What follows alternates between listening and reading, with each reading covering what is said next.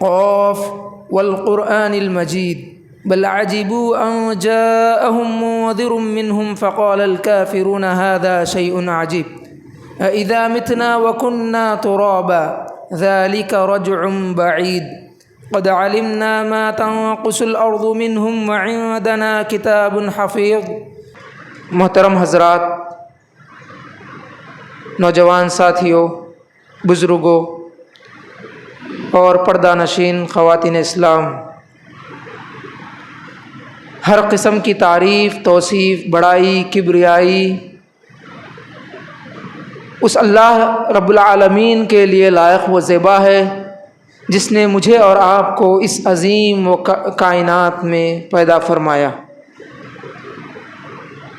درود و سلام ہو تمام انبیاء علیہم الصلاۃ پر، بالخصوص میرے اور آپ کے نبی آخر الزماں حضرت محمد مصطفیٰ صلی اللہ علیہ وسلم پر، جن کی بے انتہا محنتوں، کوششوں اور جد و جہد سے دین اسلام کی ہر تعلیم ہم تک پہنچی ہے۔ برادران اسلام، خطبہ مسنونہ ختم ہونے کے بعد میں نے آپ لوگوں کے سامنے ایک آیت کریمہ تلاوت کی۔ اللہ تبارک و تعالیٰ نے فرمایا، المال والبنون زینۃ الحیات الدنیا، مال اور اولاد یہ دنیاوی زندگی کی رونق ہیں، والباقیات الصالحات، اور باقی رہنے والے نیک اعمال، خیر عند ربک ثوابا وخیر عملا، بہتر ہیں تمہارے رب کے پاس ثواب کے اعتبار سے، اچھے انجام کے اعتبار سے، اور مستقبل کی اچھی امید کے اعتبار سے۔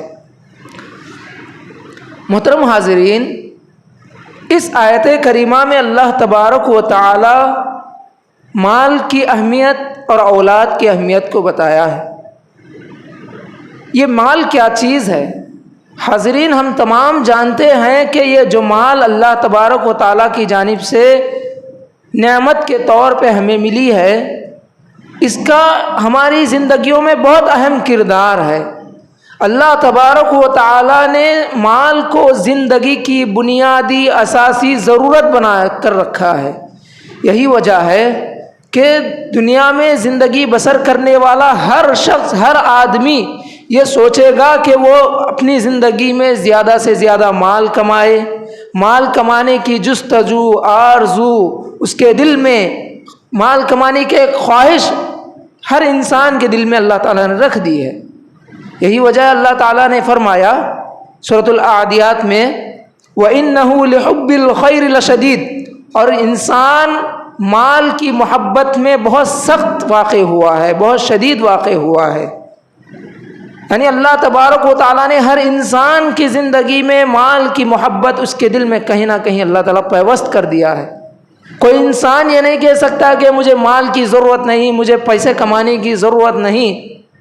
ہر انسان کی کہیں نہ کہیں دل میں یہ خواہش ہوتی ہے کہ میں بھی مال کماؤں، میں بھی اپنی زندگی میں ایک اچھا مرتبہ مال سے، دولت سے حاصل کروں۔ لیکن یہ مال کے کیا چیز ہے؟ اسلام اس کو کس نظریے سے دیکھتا ہے؟ شریعت کس تصور سے مال کو دیکھتی ہے، اور مال کو لے کر شریعت اسلامیہ ہمیں کیا کیا تعلیمات دیتی ہیں، اس پر میں آج آپ لوگوں کے سامنے روشنی ڈالنے کی کوشش کروں گا۔ برادران اسلام، چونکہ مال انسانی زندگی کی بنیادی ضرورت ہے، تو جہاں مال انسان کے لیے خیر کا باعث ہے، وہیں یہ مال انسان کے لیے برائی کی طرف لے جانے والا ایک ذریعہ بھی ہے۔ تو اللہ تبارک و تعالیٰ نے یہ دو نظریے قرآن مجید میں بیان کر دیے ہیں۔ بنیادی طور پر اگر ہم قرآن کو پڑھتے ہیں تو ہمارے سامنے مال کو لے کر دو نظریے سامنے آتے ہیں۔ اللہ تبارک و تعالیٰ نے قرآن مجید میں ایک جگہ فرمایا، انما اموالکم و اولادکم فتنہ، یقیناً تمہارے مال اور تمہاری اولاد تمہارے لیے آزمائش ہیں، فتنہ ہیں۔ آزمائش کا مطلب یہ مال تمہیں دنیاوی زندگی سے بہکا کر اخروی زندگی میں ناکامی کی صورت دکھانے والی بن سکتی ہے۔ اللہ تبارک و تعالیٰ ایک جگہ اس مال کو فتنہ کہا، اور دوسری جگہ اللہ تبارک و تعالیٰ نے ذَلِكَ فَضْلُ اللَّهِ يُؤْتِيهِ مَن يَشَاءُ کہہ کر اللہ تعالیٰ اس کو اللہ کا فضل قرار دیا ہے۔ آپ نے سورہ جمعہ پڑھا ہوگا، سورہ جمعہ میں اللہ تبارک و تعالیٰ کہتا ہے کہ تم جب نماز سے فارغ ہو جاؤ تو اللہ کے فضل کو تلاش کرنے نکل جاؤ، اور یہ اللہ کا فضل یہی کہ انسان دنیاوی زندگی میں زندگی کے گزارے کے لیے مال کمائے۔ اللہ تبارک و تعالیٰ قرآن مجید میں ایک اور جگہ مال کو انسان کی ضرورت قرار دیا، جیسا کہ اللہ تعالیٰ نے فرمایا وَلَا تُؤْتُوا السُّفَهَاءَ أَمْوَالَكُمُ الَّتِي جَعَلَ اللَّهُ لَكُمْ قِيَامًا، تمہارے مال کو بیوقوف لوگوں کو نہ دو، اس مال کو جس مال کو اللہ تعالیٰ نے تمہاری زندگی کا گزارا بنایا ہے۔ یعنی مال ہماری زندگی گزارنے کے لیے ایک بہت ہی اہم اور بنیادی چیز ہے۔ کسی انسان کا گزارا مال کے بغیر، دولت کے بغیر نہیں ہو سکتا۔ ہر انسان کی زندگی میں مال بہت بڑا اہم ہوتا ہے، لیکن شریعت یہ دو نظریے بتاتی ہے کہ اگر کمانے والا انسان اس کے ہاتھوں سے کس انداز سے خرچ کر رہا ہے، اس اعتبار سے دو نظریے اسلام یہ بتاتا ہے کہ اگر انسان مال کو صحیح راستے سے کما رہا ہے، حلال ذرائع سے کما رہا ہے، مال کو اس شرعی لحاظ سے جو راستے درست ہیں ان راستوں پر گامزن ہو کے اگر وہ مال کما رہا ہے تو وہ مال اس کے لیے اللہ کا فضل ہے، اور اس مال سے وہ لوگوں کے حقوق ادا کر رہا ہے، اس مال سے فضول خرچی سے بچ رہا ہے، اس مال سے ناجائز خرچوں سے بچ رہا ہے، تو وہ مال اس کے لیے اللہ کا فضل ہے۔ اور انسان کے لیے مال فتنہ کب بنتا ہے؟ انسان کے لیے مال فتنہ اس وقت بنتا ہے جب انسان اس مال کو غلط راہوں سے کماتا ہے، غلط طریقوں سے کماتا ہے، اور اتنا ہی نہیں بلکہ مال کمانے کے بعد اس کے استعمال کے سلسلے میں بھی کوتاہی کرتا ہے۔ مثلا اگر وہ فضول خرچی کرتا ہے اور وہ قرابت داروں کے حقوق اس مال سے ادا نہیں کرتا، یتیموں، مسکینوں، غربا کے حقوق ادا نہیں کرتا، تو وہ مال اس کے لیے فتنہ بن جاتا ہے۔ تو محترم حاضرین، اس اعتبار سے مال انسان کے لیے فتنہ بھی ہے، اور انسان کے لیے مال اللہ کا فضل بھی ہے۔ اللہ کا فضل اگر ہم اسے بنانا چاہتے ہیں تو ہمیں چاہیے کہ اس مال کو صحیح راستوں سے کمائیں، ان راستوں سے کمائیں جن کو شریعت جائز کہتی ہے، اور ان راستوں سے اپنے آپ کو مال کمانے سے بچائیں جن کو شریعت کہتی ہے کہ یہ چیز درست نہیں ہے، یہ حرام ہے۔ جہاں جہاں شریعت کے گائیڈ لائنس آ جائیں، جہاں جہاں شریعت کے حدود آ جائیں، وہاں ان طریقوں سے مال کمانے سے اگر رک کر ہم کمائیں تو وہ مال ہمارے اللہ کا فضل بنتا ہے، ورنہ یہ مال ہمارے لیے آزمائش بنتا ہے۔ محترم حاضرین، اسی طریقے سے اللہ تبارک و تعالیٰ نے اس مال کے سلسلے میں ایک بات یہ بھی کہی کہ جو مال آپ کما رہے ہیں، ہر مال کمانے والا انسان اس کی زبان پہ ایک بات ہوتی ہے کہ مال میرا ہے، میں کما رہا ہوں اور مرضی بھی میری ہی چلے گی، جبکہ شریعت کہتی ہے کہ مال تمہارا نہیں، مال اللہ کی ایک امانت ہے، آج تمہارے ہاتھوں میں ہے تو تمہارا نہیں ہے، یہی مال آنے والے کل کسی اور کا ہوگا۔ اسی لیے اللہ تعالیٰ نے سورۃ الحدید میں فرمایا وَأَنفِقُوا مِمَّا جَعَلَكُمْ مُسْتَخْلَفِينَ فِيهِ، تم اس مال میں سے خرچ کرو جس کا جانشین اللہ تعالیٰ تمہیں بنایا ہے۔ یعنی جانشین بنانے کا مطلب یہ مال پہلے کسی اور کا تھا، آج تمہارا ہے، آنے والے کل کسی اور کا ہوگا، تو لہٰذا یہ مال ہمارا نہیں ہے تو اس پہ مرضی بھی ہماری نہیں ہوگی۔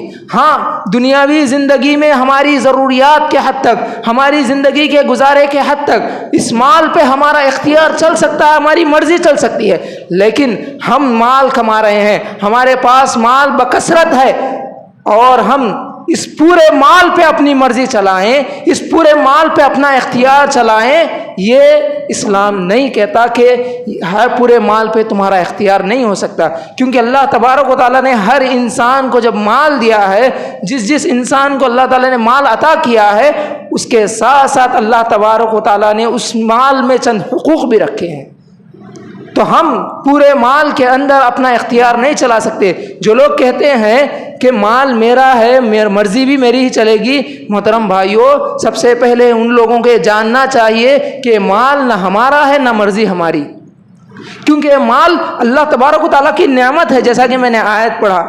پچھلی اقوام میں جو انبیاء پچھلے زمانے میں گزر چکے ہیں ان کی قوموں کو بھی انبیاء علیہم الصلاۃ والسلام ان کے مال کے مصارف کے سلسلے میں سمجھایا کرتے تھے کہ تمہارا مال فلاں جگہ خرچ نہ کرو، فلاں جگہ خرچ کرو۔ تو ان کی قومیں کہا کرتی تھیں کہ تم ہمارے مال میں بھی اختیار چلاؤ گے، مال میں بھی ہمیں روکو گے کہ ہم کہاں خرچ کریں کہاں نہ خرچ کریں، یہ بھی تم ہی بتاؤ گے کیا؟ تو محترم حاضرین، یہ انبیاء علیہم الصلاۃ والسلام اس دور میں کیوں روکا کرتے تھے؟ اسی لیے روکا کرتے تھے کہ مال پہ انسان کا پورا اختیار نہیں ہونا چاہیے۔ مال میں اللہ تبارک و تعالیٰ نے حقوق رکھے ہیں، ان حقوق کو ادا کرتے ہوئے ہم اپنے مال پر اپنی مرضی چلا رہے ہیں تو تب جا کر ہمارا مال ہمارے لیے باعث خیر بن سکتا ہے۔ محترم حاضرین، مال کے سلسلے میں ایک اور چیز یہ بھی ہے کہ شریعت یہ بھی تعلیم دیتی ہے کہ جو لوگ زندگی میں مال کما رہے ہیں انہیں چاہیے کہ وہ لوگ اپنے مالوں کی حفاظت کریں، اپنے مال کی حفاظت کریں۔ شریعت کبھی انسان کو مال کمانے سے نہیں روکتی، شریعت انسان کو مال جمانے سے نہیں روکتی، شریعت مال کمانے سے مال جمانے سے اس وقت روکتی ہے جب وہ مال اس کے زندگی میں فتنے کا ذریعہ بن رہا ہو۔ اگر وہ مال انسان کی زندگی میں شرعی لحاظ کے مطابق وہ مال اگر استعمال ہو رہا ہے، اس کا خرچ ہو رہا ہے، تو شریعت کبھی نہیں روکتی۔ یہی وجہ ہے کہ شریعت یہ بھی تعلیم دیتی ہے کہ تم اپنے مالوں کی حفاظت کیا کرو۔ محترم حاضرین، اللہ تبارک و تعالیٰ قرآن مجید میں سورہ نساء میں فرماتا ہے وَلَا تُؤْتُوا السُّفَهَاءَ أَمْوَالَكُمُ الَّتِي جَعَلَ اللَّهُ لَكُمْ قِيَامًا، تمہارے اس مال کو جسے اللہ تعالیٰ نے تمہارے زندگی کا گزارا بنایا ہے اسے بیوقوفوں کو مت دو۔ دیکھیے حفاظت کرنے کا مطلب کیا ہے۔ آج اللہ تعالیٰ نعمت کے طور پہ ہمیں مال دیا، آج ہم مال کو بڑھانے کی غرض سے، مال کو زیادہ کرنے کی غرض سے ہم کیا کرتے ہیں؟ مال کو انویسٹمنٹ کمپنیوں کے حوالے کر دیتے ہیں۔ وہ ایسے لوگ ہوتے ہیں وہ لوگ ہمارے مال کی حفاظت کرنے کی بجائے ہمارے مال کو لے کر بھاگنے کی کوشش میں لگے رہتے ہیں۔ یہ ایک دور تھا کہ لوگ انویسٹمنٹ کمپنیوں پر بھروسہ کرتے ہوئے اپنے مال کو لٹا دیے۔ تو قرآن کہتا ہے ایسے بیوقوف لوگ جو تمہارے مال کی حفاظت نہیں کر سکتے، جو تمہارے مال کو بڑھا نہیں سکتے، تمہارے مال کو لے کر ان کی نیت گندی ہوتی ہے، بری ہوتی ہے، ایسے بیوقوفوں کو تمہارا مال مت دو، اس سے تمہارے مال حفاظت کے راہوں پر نہیں رہے گا بلکہ یہ مال ضائع ہو سکتا ہے۔ یہی وجہ آج کے دور میں ہم دیکھتے ہیں، آج دیکھیے ہمارے ہاتھوں میں موبائل ہے، موبائل کے اندر ہمارے پیسوں کو بڑھانے کے لیے کئی ایسے آفرز آتے ہیں، ہم بیوقوفوں پر ایسا بھروسہ کرتے ہیں کہ وہ ہمارے مال کو بڑھائے گا اور ہم پیسوں کو انویسٹ کرتے جاتے ہیں۔ ایک دور تھا ہم کمپنیوں میں انویسٹ کرتے تھے اور وہ دور بھی ہم نے دیکھا کہ کمپنیاں لوگوں کے پیسوں کو ڈبا کر اس دنیا سے بھاگ کر چلی گئی۔ لوگوں کے پیسوں کو جو لوگ محنت سے کمائے تھے، جو لوگ محنت سے اپنا مال جمائے تھے، وہ پیسہ بڑھانے کی غرض سے انویسٹمنٹ کمپنیوں کے حوالے اپنا مال دے دیا تو وہ لوگ مال کی حفاظت کرنے کی بجائے مال لے کر بھاگ گئے۔ تو ایسے بیوقوفوں کو دینے سے اپنی زندگیوں میں شریعت روکتی ہے۔ وَلَا تُؤْتُوا السُّفَهَاءَ، تم بیوقوفوں کو تمہارا مال مت دو، وہ مال جسے اللہ تعالیٰ نے تمہارے لیے سہارا بنایا ہے۔ تو محترم حاضرین، مال کی حفاظت کرنا ہمارے لیے ضروری ہے۔ اللہ نے ہمیں مال دیا ہے تو اس کی حفاظت کرے۔ حفاظت کا مطلب یہ ہے کہ ہم اس کو ایسی راہ پر لگائیں جس سے ہمارا دنیاوی فائدہ بھی ہو اور اخروی فائدہ بھی ہو۔ صرف دنیاوی فائدہ نہیں، اخروی فائدہ بھی ہو۔ اگر آپ اپنے مال سے فی سبیل اللہ، انفاق فی سبیل اللہ کے کام انجام دے رہے ہیں تو سمجھو کہ آپ کا مال گرچہ کے خرچ ہو رہا ہے لیکن اللہ کے یہاں آپ کا مال اجر و ثواب کے شکل میں محفوظ ہو رہا ہے۔ تو محترم حاضرین، مال کے سلسلے میں شریعت یہ بھی ایک تعلیم دیتی ہے کہ تم اپنے مال کی حفاظت کیا کرو۔ اسی طریقے سے شریعت مال کے سلسلے میں ایک اور تعلیم یہ بھی دیتی ہے کہ مال کو کمانے کے بعد اس کو ترقی کی راہوں پر لگائیں۔ مال جمع کر رکھنے سے اچھا ہے کہ اس کو ترقی کی راہوں پر لگائیں۔ دلیل کیا ہے؟ حدیث میں آتا ہے کہ اگر کوئی آدمی کسی چھوٹے کوئی بچہ یتیم ہو گیا، اس کے والدین اس کے نام پر کروڑوں روپے چھوڑ کر اس دنیا سے چلے گئے تو وہ مال اس بچے کا ہو گیا۔ تو بچہ چھوٹا ہے تو ہم اس کو مال نہیں دیں گے، لیکن شریعت کہتی ہے وصی الیتیم، یعنی وہ آدمی جو یتیم کی ذمہ داری اپنے سر لے رہا ہے اسے وصی الیتیم کہا جاتا ہے۔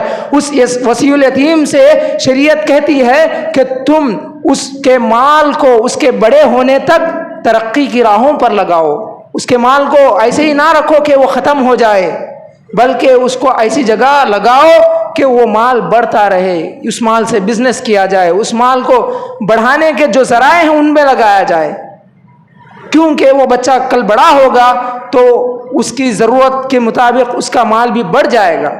تو لہٰذا میرے بھائیو، شریعت یہ تعلیم کیوں دیتی ہے؟ اسی لیے دیتی ہے کہ جو مال تم کما رہے ہو وہ مال بس جتنا ہے اتنا ہی نہ رہے بلکہ وہ مال بڑھے، تاکہ وہ مال بڑھنے کے بعد اس مال سے دین کے کاموں میں اس کا استعمال ہو، اللہ کی راہ میں وہ مال خرچ ہو، اس لیے شریعت تعلیم دیتی ہے۔ تو لہٰذا وصی الیتیم سے جو تعلیم دی گئی وہ تعلیم ہم تمام لوگوں کے لیے ہے کہ اگر ہم مال جما رہے ہیں، ہمارے پاس مال ہے، تو اس مال کو ترقی کی راہ پر کیسے لے جائیں، اس بارے میں بھی ہمیں مال کے سلسلے میں فکر کرنے کی اسلام شریعت تعلیم دیتی ہے۔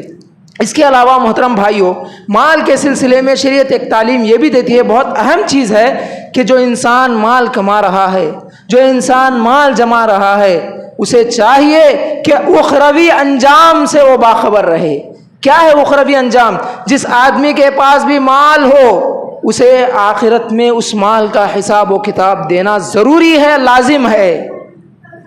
یہی وجہ ہے کہ روز قیامت 500 سال قبل، یعنی مالدار لوگوں سے پہلے 500 سال پہلے ہی وہ لوگ جنت میں جا چکے ہوں گے جو لوگ دنیا میں غریب تھے، مسکین تھے، اور وہ امیر حضرات کیوں جنت میں داخل نہیں ہوں گے؟ ان کا حساب و کتاب بہت بڑا ہوگا، ان لوگوں نے اپنی زندگیوں میں مال کمایا ہوگا۔ یہی وجہ ہے کہ غرباء و مساکین کا حساب و کتاب جلد ہو جائے گا اور وہ جلد جنت میں داخل ہو جائیں گے۔ تو لہٰذا یہاں بتانے کا مقصد یہ ہے کہ جو لوگ مال کما رہے ہیں انہیں چاہیے کہ اپنی زندگی میں مال کماتے ہوئے آخرت میں حساب و کتاب کا تصور رکھتے ہوئے مال کمائیں۔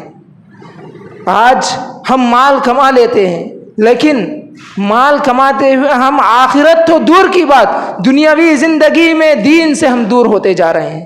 ایسا رویہ اگر ہمارا ہے تو ہمیں ابھی سمجھنے کی ضرورت ہے۔ شریعت مال کمانے سے نہیں روکتی، مال جمانے سے نہیں روکتی، شریعت مال کمانے، مال جمانے سے اس وقت روکتی ہے جب یہ مال آپ کی زندگی میں دین سے دوری کا سبب بن جائے، جب یہ مال آپ کی زندگیوں میں آخرت کی فکر کو بھلا دے، تو تب جا کر یہ مال کمانے سے شریعت تمہیں روکتی ہے۔ اگر ہم اپنی زندگیوں میں مال کما رہے ہیں، اللہ تعالیٰ ہماری مالوں میں برکت عطا کر رہا ہے، تو ہم ترقی کی راہوں پر ہیں، تو اس مال کو کماتے ہوئے ہم حساب و کتاب کا تصور رکھ کے اس مال کو کمائیں۔ محترم حاضرین، علماء اکرام کہتے ہیں کہ اگر آپ لوگ مال کماتے ہوئے اپنے حساب و کتاب کو بھی ہلکا کرنا چاہتے ہیں، آخرت میں اپنے حساب و کتاب کو ہلکا کرنا چاہتے ہیں اور دنیا میں مال بھی کمانا چاہتے ہیں، اس کے لیے ایک بہترین طریقہ بتاتے ہیں کہ تم مال کماتے ہوئے دنیاوی زندگی میں اللہ کی راہوں میں اس مال کو لگاتے رہو، خرچ کرتے رہو، صدقہ کرتے رہو۔ یہ صدقات، یہ اللہ کی راہ میں لگایا ہوا مال تمہارے حساب و کتاب میں نہیں لکھا جائے گا، بلکہ یہ مال تو تمہارے اجر و ثواب میں لکھا جائے گا۔ تو محترم حاضرین، جب اللہ تعالیٰ ہمیں مال عطا کر رہا ہے، مال دے رہا ہے، دولت عطا کر رہا ہے، تو ہماری دولت میں سے ایک حصہ ایسا مختص ہونا چاہیے کہ ہم دنیاوی زندگی میں انفاق فی سبیل اللہ کے لیے اس مال کو خاص کر دیں۔ کہیں بھی کوئی ادارہ قائم ہو رہا ہے، وہاں ہم اپنا مال لگا سکتے ہیں تو دے دیں۔ کسی جگہ امداد کی ضرورت ہے، وہاں اپنا مال دے سکتے ہیں، دیں۔ کسی یتیم بچے کی ہم کفالت کر سکتے ہیں تو اس مال کو اس انداز سے خرچ کریں، الغرض تمہارا مال دنیاوی زندگی میں بڑھتا بھی رہے اور آخرت میں تمہارا حساب کم ہوتا بھی رہے۔ تو اس کے لیے یہ بہترین طریقہ ہے۔ اسی طریقے سے میرے بھائیوں، دنیاوی زندگی میں مال کمانے کے لیے جب بھی ہماری زندگیوں میں مال کے سلسلے میں مال کمانے کے سلسلے میں ایک خیال آتا ہے تو ہمیں ایک چیز جان لینا چاہیے۔ اللہ کے رسول صلی اللہ علیہ وسلم نے کہا کہ روز قیامت انسان کے پیر اس کے جگہ سے نہیں ہلیں گے جب تک کہ وہ 3-4 سوالات کے جوابات نہ دے۔ اس میں سے ایک چیز کے بارے میں، مال کے بارے میں بھی کہا گیا۔ مال کے بارے میں انسان سے 2 سوال ہوں گے۔ اللہ تبارک و تعالیٰ 2 سوال ایسے کرے گا کہ اس حدیث کے اندر آتا ہے من این اکتسبہ وفیما انفقہ، تم نے جو مال دنیا میں کمایا کس راستے سے کمایا، حلال طریقے سے کمایا یا حرام طریقے سے کمایا، جائز طریقے سے کمایا ناجائز طریقے سے کمایا، یہ سوال اللہ تبارک و تعالیٰ روز قیامت کرے گا۔ اور دوسرا سوال اللہ تعالیٰ مال کے سلسلے میں اس کے خرچ کے بارے میں کہے گا کہ اللہ تعالیٰ پوچھے گا کہ جو مال تم نے کمایا اس کو کس راستے پر لگایا، نیک راہوں پر لگایا یا غلط راہوں پہ لگایا، اس مال کو کس انداز سے تم نے استعمال کیا۔ یہ 2 سوالات روز قیامت ہر بندے سے پوچھے جائیں گے، اس کے بعد ہی اس کے پیر اس کی جگہ سے ہلیں گے۔ تو محترم حاضرین، تو ہمیں یہ بات جان لینا چاہیے، اگر آج ہم مال کما رہے ہیں تو یہ 2 سوالات کو ہم مد نظر رکھتے ہوئے مال کمائیں۔ سب سے پہلا سوال کیا ہے؟ تم مال کہاں سے کما رہے ہو، کیسے کما رہے ہو؟ یہ سوال ہم سے ہوگا۔ اگر ہم اپنی زندگی میں سودی کاروبار کے ذریعے سے مال کما رہے ہیں، غلط ناجائز طریقوں سے مال کما رہے ہیں، ناجائز کاروبار سے مال کما رہے ہیں، تو ہمیں جان لینا چاہیے کہ یہ سوال جب ہم سے ہوگا تو ہم کیا جواب دیں گے۔ تو اس جواب کو دینے کے لیے، اس جواب سے بچنے کے لیے تم دنیاوی زندگی میں ابھی بھی تمہارے پاس وقت ہے کہ اپنے مال کمانے کے جو غلط راہیں ہیں ان کو چھوڑ دیں۔ اور دوسرا سوال جو ہے مال خرچ کرنے کے سلسلے میں، مال اگر ہم کما رہے ہیں اس میں ہمارے اہل و عیال کے حقوق ہیں، ہمارے گھر والوں کے حقوق ہیں، ہمارے رشتہ داروں کے حقوق ہیں، ہمارے یہ غرباء و مساکین جو ہمارے معاشرے میں ہوتے ہیں ان کے حقوق ہیں۔ یہی وجہ ہے کہ شریعت اسلامیہ میں جس طریقے سے نماز کو، حج کو اور روزے کو فرض قرار دیا ہے، ویسے ہی ایک مالدار شخص پر زکوٰۃ کو فرض کر دیا گیا ہے۔ محترم حاضرین، غور کرنے کی بات ہے، آج ہم زندگی میں مال کما رہے ہیں، جب زکوٰۃ کی بات آتی ہے تو برائے نام ہم ہمارے مال سے چند ساڑیاں، چند کپڑے خرید کے لوگوں میں بانٹ دیتے ہیں اور سمجھتے ہیں کہ ہم نے زکوٰۃ ادا کر دی۔ محترم حاضرین، جو لوگ تاجر ہیں انہیں اپنے پورے مال کا حساب و کتاب کر کے زکوٰۃ نکالنا ہوگا۔ آج ہم اس انداز سے زکوٰۃ نہیں نکال رہے ہیں جس انداز سے زکوٰۃ نکالنا ہے، تو یہ مال ہمارے لیے روز قیامت جب وہ سوال ہم سے ہوگا کہ تم نے اپنے مال کو کہاں خرچ کیا، جب اس وقت ہمارے جواب میں سے اگر زکوٰۃ کا مصرف خالی رہے گا، زکوٰۃ ہم نے ادا نہ کیا ہوگا، تو ہم اللہ کے پاس کیا جواب دیں گے؟ یہ چیز ذہن میں رکھتے ہوئے اپنے مال کو کمائیں۔ اسی طریقے سے میرے بھائیوں، مال کمانے والے لوگوں کے لیے ایک تعلیم یہ بھی دی گئی کہ اللہ تبارک و تعالیٰ کہتا ہے وَأَنفِقُوا مِمَّا جَعَلَكُمْ مُسْتَخْلَفِينَ فِيهِ، جو تم مال کما رہے ہو اس کو اللہ کی راہوں پر لگائیں، اللہ کی راہ میں خرچ کریں۔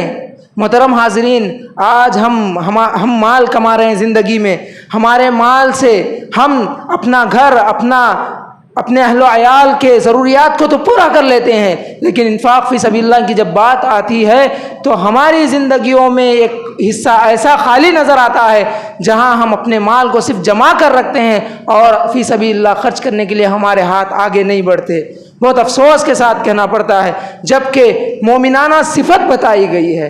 اللہ تبارک و تعالیٰ نے قرآن مجید کے اندر پہلے صفحے میں مومن کی جو صفات بتائی ہیں ان میں سے اللہ نے کہا وَمِمَّا رَزَقْنَاهُمْ يُنْفِقُونَ، مومن بندے وہ ہیں جو اللہ کی دی ہوئی رزق میں سے خرچ کرتے ہیں۔ کون سا خرچ؟ اللہ کی راہوں میں لگانا۔ محترم حاضرین، تو یہ مومنانہ صفت اپنے مال کے ساتھ انجام دینے کی کوشش کریں۔ اللہ تعالیٰ نے جن جن کو مال دیا ہے اس مال سے اللہ کی راہوں پہ خرچ کرنے کی کوشش کریں، اور جو مال آپ کا صدقے میں لگے گا، جو مال آپ کا اللہ کی راہ پر لگے گا، تو وہ مال آپ کے لیے آپ کے مال میں برکت کا سبب بنے گا۔ اللہ کے رسول صلی اللہ علیہ وسلم کی کتنی احادیث ہیں۔ ایک حدیث میں حضرت عائشہ صدیقہ رضی اللہ عنہا کہتی ہیں کہ ہمارے گھر ایک بکری ذبح ہو کر آئی تھی، ہم نے اس بکری کا ایک پیر رکھ لیا اور ساری بکری غربا و مساکین میں تقسیم کر دی۔ جب اللہ کے رسول صلی اللہ علیہ وسلم گھر حاضر ہوئے تو اللہ کے رسول صلی اللہ علیہ وسلم نے حضرت عائشہ سے پوچھا کہاں ہے وہ بکری جو ذبح ہو کر آئی تھی؟ تو حضرت عائشہ فرماتی ہیں کہ اے اللہ کے رسول ساری بکری ختم ہو گئی سوائے ایک پیر کے، بکری کا ایک ران باقی رہ گیا ہے۔ تو اللہ کے رسول صلی اللہ علیہ وسلم کہتے ہیں کہ اے عائشہ آپ ایسا نہ کہو کہ ساری بکری ختم ہو گئی، بلکہ یہ کہو کہ ایک پیر ختم ہو گیا ساری بکری بچ گئی۔ یعنی جو ہم صدقہ کر رہے ہیں، جو ہم اللہ کی راہ میں دے رہے ہیں، وہ ہمارا بچ گیا ہے، وہ ہمارا اللہ کے پاس باقی رہ گیا ہے، جو ہم کھا رہے ہیں وہ ختم ہو گیا ہے۔ تو محترم حاضرین، ہماری دولت صدقات میں، اللہ کی راہ میں جو بھی ذریعے ہوتے ہیں خرچ کرنے کے، ان ذریعوں میں لگانے کی کوشش کریں۔ اسی طریقے سے میرے بھائیوں، مال کمانے کے سلسلے میں حرص و ہوس نہیں ہونا چاہیے۔ اللہ تبارک و تعالیٰ جتنا ہمارے حق میں رکھا اتنا ہمیں ملنے والا ہے۔ مال میں حرص و ہوس ہماری مال کی برکت کو ختم کر دیتی ہے۔ اللہ کے رسول صلی اللہ علیہ وسلم کی ایک حدیث ہے، پیارے نبی صلی اللہ علیہ وسلم کہتے ہیں کہ جو مال تم کما رہے ہو، یہ مال تمہارے لیے ایک سرسبز و شاداب گھاس کی مانند ہے۔ اگر تم اس کو نیک نیتی کے ساتھ، خوش دلی کے ساتھ حاصل کر رہے ہو تو اس میں تمہارے لیے اللہ کی برکت شامل حال رہے گی۔ اگر تم حرص و طمع جیسی منفی جذبات سے، ہوس سے اور مال کمانے کی حرص سے اگر اس کو کما رہے ہو تو یہ حرص تمہارے مال کی برکت کو ختم کر دے گی۔ تو محترم حاضرین، مال کمانے کے سلسلے میں یہ بھی یاد رکھیں کہ تمہارا مال خوش دلی سے، نیک نیتی سے حاصل ہو۔ جھوٹ سے، حرص سے، زیادہ مال کمانے کی ہوس انسان کو غلط راہوں پہ لے جاتی ہے۔ ان غلط راہوں پہ جا کے انسان جب مال کماتا ہے تو اس کے مال سے اس کی برکت ختم ہو جاتی ہے۔ محترم حاضرین، مال کے سلسلے میں آج یہ موضوع اس لیے میں نے اختیار کیا، ہم اپنی زندگیوں میں اگر مشاہدہ کرتے ہیں، اپنی زندگیوں پر غور کرتے ہیں تو ہماری زندگیوں میں مال کے ذریعے سے کتنے نقصانات سامنے آتے ہیں۔ دیکھیے، جو مال ہماری زندگی میں خیر ہونا تھا، جو مال ہماری زندگی میں برکت کا سبب بننا تھا، وہ مال ہماری زندگیوں میں نفرتوں کا باعث بن رہا ہے۔ وہ مال ہماری زندگیوں میں رشتہ داریوں میں لا تعلقی رشتہ داریوں کو کاٹنے کا ذریعہ بن رہا ہے۔ جو مال ہمارے لیے برکت ہونا تھا، وہ مال ہماری زندگیوں میں ایک دوسرے کے گردنیں اڑانے کا باعث بن رہا ہے۔ بہت افسوس کے ساتھ کہنا پڑتا ہے، آج اگر رشتہ داریاں برقرار ہیں، رشتہ داریاں اگر ایک انسان کسی انسان سے تعلق رکھ رہا ہے تو مال کی بنیاد پہ رکھ رہا ہے۔ یہ مال انسان کی زندگی میں تعلقات کا ایک ذریعہ بن گیا ہے، جبکہ حقیقت تو یہ ہے کہ یہ مال ہماری زندگیوں میں بس دنیا کے حد تک ہے، لیکن آخرت میں کام آنے والی چیز نہیں۔ محترم حاضرین، یہ صلہ رحمی ہماری زندگیوں میں، صلہ رحمی کے جو واقعات ہونے ہیں، صلہ رحمی جو جیسی ہونی ہے ویسی نہیں ہو رہی ہے، تو اس کی اہم وجہ یہ ہمارا مال ہی ہے۔ تو لہٰذا جو شریعت مال کے سلسلے میں ہمیں حدود بتائے ہیں، شریعت میں مال کے جو تصورات آپ کے سامنے پیش کیے گئے ہیں انہیں غور کریں اور ان کے مطابق اپنے مال کو کمائیں، اس کے مطابق اپنے مال کو خرچ کریں، تب جا کر تمہارے مال تمہارے لیے باعث خیر ہوگا۔ ورنہ یہ مال ہمارے لیے فتنہ بنے گا، اور یہ فتنہ دنیا میں بھی بنے گا اور آخرت میں تو بننا ہی ہے۔ محترم حاضرین، اگر مال ہم نیک نیتی کے ساتھ کما رہے ہیں، نیک نیتی کے ساتھ خرچ کر رہے ہیں، مال میں لوگوں کے حقوق ادا کر رہے ہیں، تو یہ مال ہمارے لیے باعث خیر ہے، باعث برکت ہے، اور یہ مال ہمیں آخرت میں اللہ تعالیٰ کے نزدیک یہی مال ہمیں جنت میں لے جانے کا سبب بھی بنے گا۔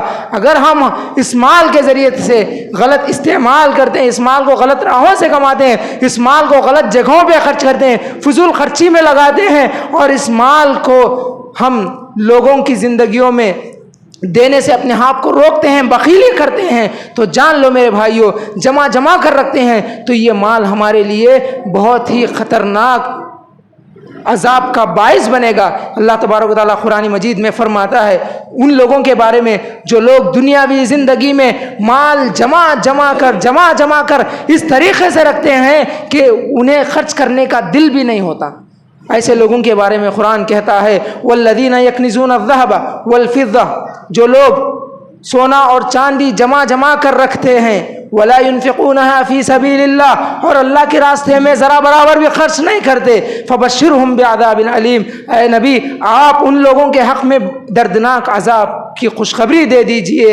یوم یحمى علیہا فی نار جہنم، جس دن اس سونے چاندی کو پگھلایا جائے گا، جہنم کی آگ میں تپایا جائے گا، فتکوی بها جباہہم وجنوبہم وظہورہم، تو اس تپائے ہوئے سونے چاندی کے ذریعے سے ان لوگوں کے بازوؤں کو، ان لوگوں کی پیشانیوں کو، ان لوگوں کے پیٹھوں کو داغا جائے گا۔ کیوں داغا جائے گا؟ محترم حاضرین، اس آیت کی تشریح میں علماء اکرام کہتے ہیں کہ جو لوگ مال دولت کما کر جمع کر رکھتے ہیں، ایک ضرورت مند ان کے دروازے پر آتا ہے اور آ کے اپنے اس آدمی سے اپنی ضرورت مانگتا ہے، اپنی ضرورت کی خاطر پیسہ مانگتا ہے، مدد مانگتا ہے، تو جیسے ہی وہ آدمی دروازے پر قدم رکھا، اس کی ضرورت کو دیکھ کر اس آدمی کے پیشانی پہ بل آ گئے، جو آدمی اپنے گھر میں مال جمایا ہوا ہے اس کی مدد میں کروں، بیزارگی سے اس کی پیشانی پہ جو بل آتے ہیں، اس کے سبب اللہ تبارک و تعالیٰ اس سونے چاندی کو پگھلا کر اس کے پیشانیوں کو داغے گا، اور اس کے بعد اس کی ضرورت پوری کیے بغیر وہ پلٹ کر اپنے پہلو دکھاتے ہوئے، اپنی پیٹھ دکھاتے ہوئے آگے بڑھنے لگتا ہے۔ تو اس لیے علماء کرام کہتے ہیں کہ 3 جگہوں کو اللہ تبارک و تعالیٰ داغے گا، ایک تو پیشانی ہے، دوسرے اس کے پہلو ہے، اور تیسرا اس کا پیٹھ ہے۔ یہ 3 جگہ کیوں کہا؟ اس لیے کہا کہ ضرورت مند دروازے پر آیا، جب اس سے ضرورت پوری کرنے کی خاطر مدد مانگا تو اس کی ضرورت کی مدد مانگنے کی وجہ سے اس کے پیشانی پہ بل آ گئے، اور وہ اس کی مدد پوری کرے بغیر پلٹ کر جانے لگا، تو اس کی پیٹھ دیکھتا وہ آدمی رہ گیا جو مدد کے لیے حاضر ہوا تھا۔ تو محترم حاضرین، جو لوگ اپنی زندگیوں میں مال جماتے ہیں، بخیلی کرتے ہیں، ایسے لوگوں کے لیے یہ دردناک وعید ہے۔ اس میں سونے چاندی کا ذکر کیوں آیا ہے یہ بھی میں آپ لوگوں کو بتا دوں۔ پرانے زمانے میں عہد نبوی میں اللہ کے رسول صلی اللہ علیہ وسلم کے دور میں جو کرنسی ہوا کرتی تھی وہ سونے اور چاندی کی ہوا کرتی تھی۔ دینار اور درہم ہوا کرتے تھے، اور دینار اور درہم سونے اور چاندی کے ہوتے تھے۔ یہی وجہ ہے اللہ تبارک و تعالیٰ اس دور کے حساب سے یہاں پہ آیت نازل کیا، والذین یکنزون الذھب والفضہ، یعنی جو لوگ اپنی زندگیوں میں سونا چاندی جمع کرتے ہیں ان کے ساتھ ایسا ہوگا۔ اس کے بعد اللہ تعالیٰ آخر میں فرماتا ہے هذا ما كنزتم لانفسكم فذوقوا ما كنتم تكنزون، یہ سب عذاب دینے کے بعد اللہ تعالیٰ اس آدمی سے کہتا ہے یہ اس لیے تمہیں عذاب دیا جا رہا ہے کہ تم نے دنیا میں اپنے مال کو جمع کر کے رکھا۔ پھر اس کے بعد اللہ تعالیٰ کہتا ہے فذوقوا، تم چکھو، مزہ چکھو، جمع کر کے رکھتے تھے لیکن اب چکھو مزہ، فذوقوا، اس چیز کے بدلے ما کنتم تکنزون، جو تم دنیا میں جمع کر کے رکھتے تھے اس کے بدلے آج تم یہ مزہ چکھو، یہ مزہ دیکھو کیسا رہتا ہے۔ تو محترم حاضرین، آج اللہ نے ہمیں مال دیا ہے، دولت دیا ہے، تو ہم فراغ دلی کے ساتھ اس مال کو خرچ کریں۔ جو لوگ بخیلی کرتے ہیں، بخیل کو اللہ تبارک و تعالیٰ پسند نہیں کرتا، بخیل کو اللہ تعالیٰ ناپسند کرتا ہے۔ یہی وجہ ہے کہ اتنی بڑی وعید بخیلوں کے سلسلے میں کہا گیا۔ جو لوگ مال جمع کر کے رکھتے ہیں، ضرورت مند آنے پر بھی اس کی ضرورت پوری نہیں کرتے، اس کے ساتھ اتنی بڑی وعید کہ اس کے مال کو پگھلایا جائے گا۔ اسی طریقے سے جو لوگ زکوٰۃ نہیں دیتے ان کے بارے میں بھی کیا وعیدیں نہیں آئیں۔ جو لوگ سونا چاندی رکھ کر زکوٰۃ نہیں نکالتے، وہ سونا چاندی ان کے گلوں میں ڈال دیا جائے گا شولوں کی شکل میں۔ اور اسی طریقے سے جو جانور رکھتے ہوئے زکوٰۃ نہیں نکالتے ان کے سلسلے میں بھی آپ لوگوں نے احادیث میں کئی وعیدیں سنی ہوں گی۔ یہ سب وعیدیں اسی لیے کہ ہم نے جو مال کمایا ہے اس مال سے حق ادا نہیں کیا۔ تو میں اللہ تعالیٰ سے دعا کرتا ہوں کہ اللہ تبارک و تعالیٰ ہم تمام لوگوں کو جو مال ہم نے کمایا ہے، اے اللہ اس مال کو صحیح راستوں پر لگانے والا بنائے۔ جو مال ہم کما رہے ہیں، اے اللہ اس مال کو صحیح راستوں سے کمانے والا ہمیں بنائے۔ اے اللہ حلال و حرام کی تمیز کرتے ہوئے ہمیں مال کمانے کی توفیق عطا فرما۔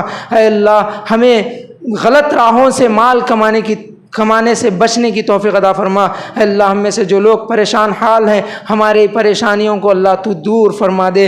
اے اللہ ہم میں جو لوگ مریض ہیں، بیمار ہیں، موت اور زندگی سے ہسپتالوں میں لڑ رہے ہیں، اے اللہ انہیں تو شفاء کاملہ کلیہ عطا فرما۔ اے اللہ جن لوگوں کے گھروں میں پریشانیاں ہیں اللہ ان کی پریشانیوں کو دور کر دے، آمین۔ بارک اللہ لنا ولکم فی القرآن العظیم ونفعنی وإیاکم فیہ من الآیات والذکر الحکیم، انہ تعالی جواد کریم ملک بر رؤوف رحیم ورب حلیم۔